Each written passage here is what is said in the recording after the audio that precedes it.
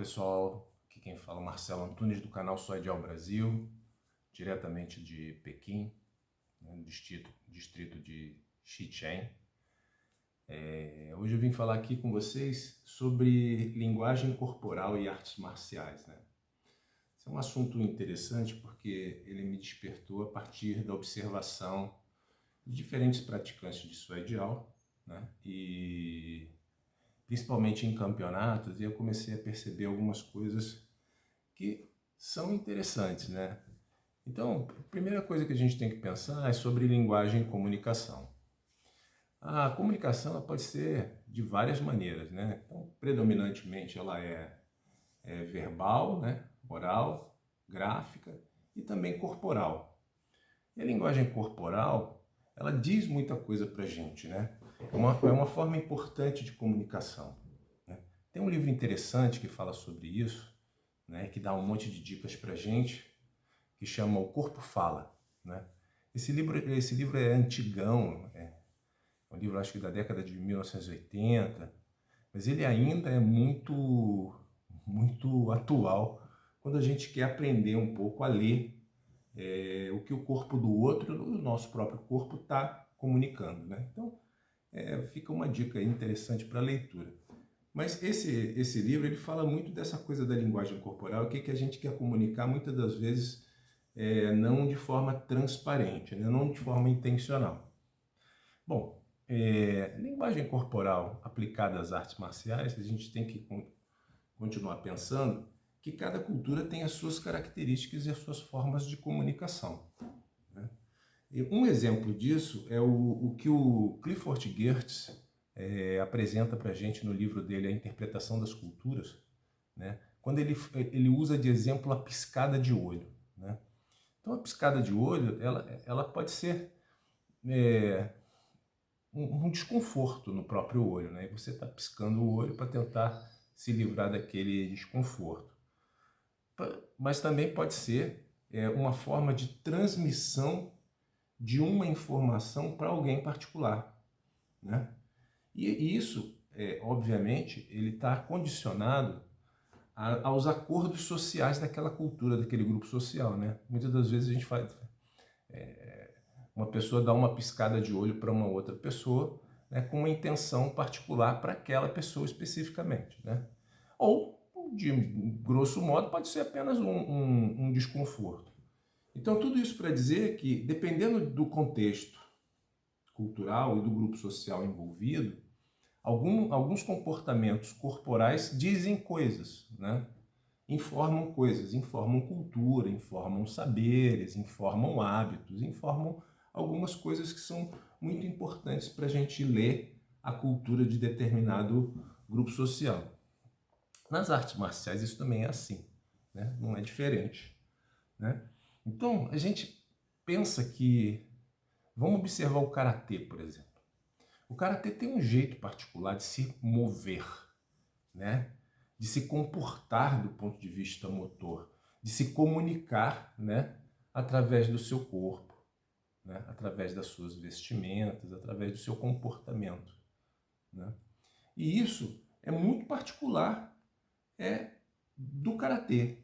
Mas se eu pensar no judô, no taekwondo, no wrestling olímpico, na esgrima, no Kung Fu e dentro do Kung Fu ou do Wushu, né, melhor dizendo, os diferentes ramos que você tem, o comportamento corporal do Paquá, do Tai Chi Chuan, do Louva-a-Deus, do Tonlong, né?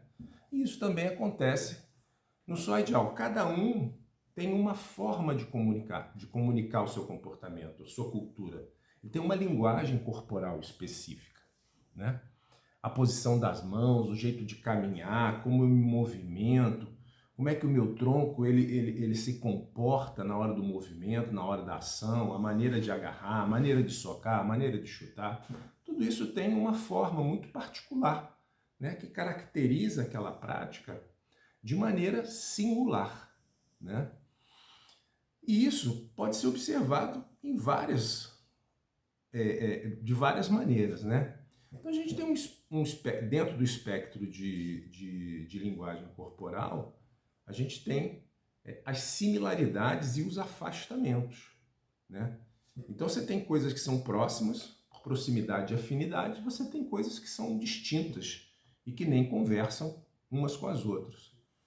Então, quando eu penso na linguagem corporal das artes marciais ou dos esportes de combate, né, as ações, os comportamentos de agarrar e derrubar, eles são muito mais similares e afinados com as modalidades de grappling, de uma maneira geral, né? Assim como as modalidades que predominantemente usam socos e chutes, né, eles se aproximam de um grupo que a gente considera um grupo de striker, né, ou striking. Então, grappling e striking são grupos, ou seja, são extremos de um espectro de linguagem corporal opostos, né? E, obviamente, que eu posso transitar nisso dependendo da modalidade, dependendo do objetivo que eu quero, dependendo do contexto que eu tenho, né? E aí esse comportamento motor, essa linguagem que nós olhamos e vemos ali, e falou, pô, isso é judô, isso é karatê, não, esse chute tem toda a característica de taekwondo, né? Isso é uma coisa muito objetiva de se observar, né? A gente consegue determinar. Então, um judoca jamais vai se comportar corporalmente como um praticante de boxe e vice-versa. Porque eles têm características, linguagens corporais completamente diferentes, né? E isso acontece para todas as práticas de arte marcial, todas as práticas de esporte de combate. Se você olha, você vai ver essas diferenças, não tão pequenas, algumas sutis, outras ali na nossa cara, evidentes, né? E o Suai Jiao, ele tem uma linguagem própria, seguindo essa mesma lógica, né? O Suai Jiao tem uma linguagem própria, particular, né? E por que eu estou falando isso? Porque me chama muita atenção, às vezes, né, observando os campeonatos que eu já tive presente, já observei, já acompanhei, inclusive alguns levei atletas, né? Que alguns lutadores apresentam linguagens corporais de artes marciais que não são de origem do Suai Jiao, num campeonato de Suai Jiao, né? Particularmente, eles apresentam os comportamentos motores das suas práticas mais predominantes, né? O que ele pratica mais, o que ele se dedica mais. Então isso é estranho de ver quando a gente está vendo um campeonato de Suai Jiao, a gente vê o comportamento motor de um lutador de sandália no ringue, né? Ou de um estilo X, Y, Z, que não é o Suai Jiao, mas está ali. Tipo de movimentação, tipo de base, tipo de posturas, né, para lutar. O comportamento, você vê que ele é diferente, ele é descontextualizado, né?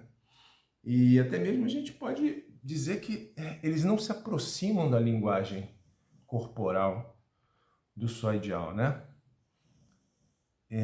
E nesse sentido, a gente vê, inclusive, pessoas saltando para se movimentar, né?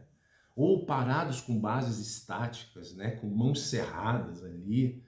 Enfim, parece que a pessoa treina um monte de coisa, menos treina o próprio Suai Jiao, né?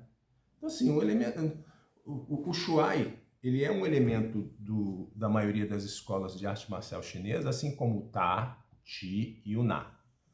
Mas a presença do Shuai não transforma aquela prática no Shuai Jiao.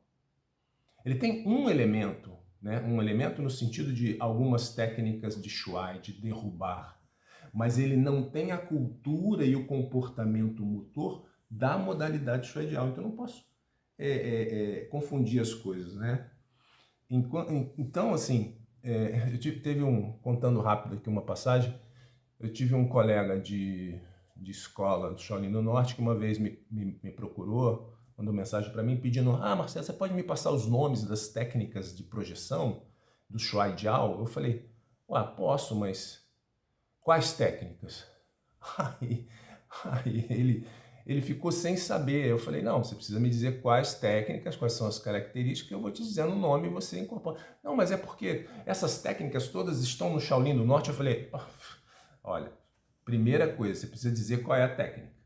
Que aí eu te digo o nome. Me mostra a técnica, eu te dou o nome.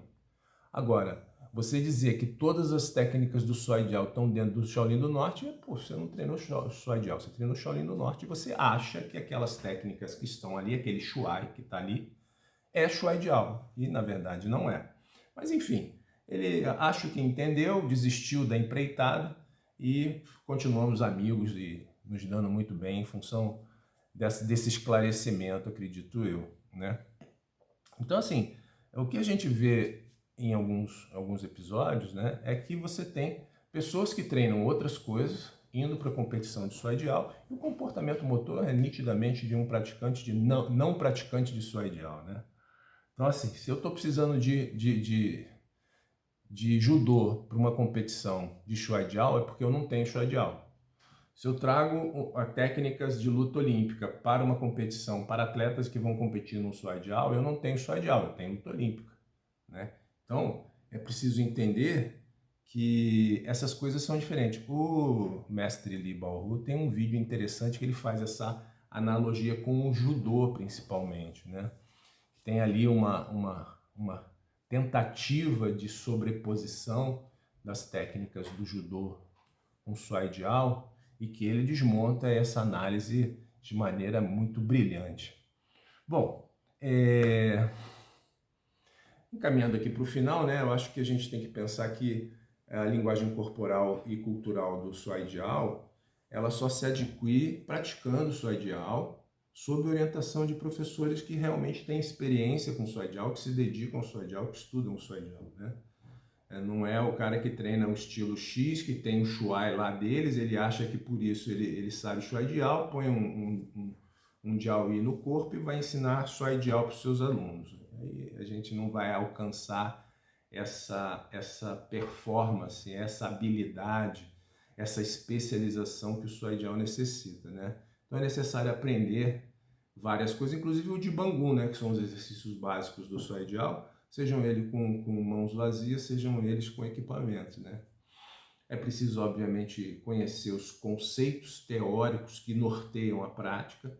Cada movimento tem sua fundamentação teórica específica, elementos históricos e culturais distintos, né? Até porque o Shuai Jiao é um mosaico de influências de várias culturas chinesas diferentes, né? Então a gente tem que entender o que vem de onde e por que se encaixou ali e como é que ela compõe aquele universo. E, obviamente, tem uma série de provérbios que falam sobre essas coisas que é preciso estudar para a gente compreender melhor a profundidade do Shuai Jiao.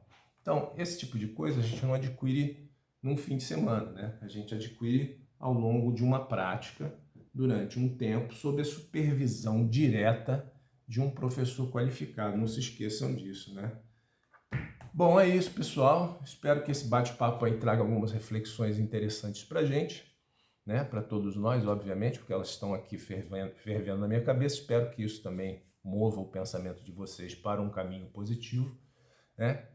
Se gostaram desse vídeo, dá um like que a gente fica feliz, né? Se inscreve no canal e toca o sininho para receber notificações de novos vídeos, ok? Um abraço e até a próxima!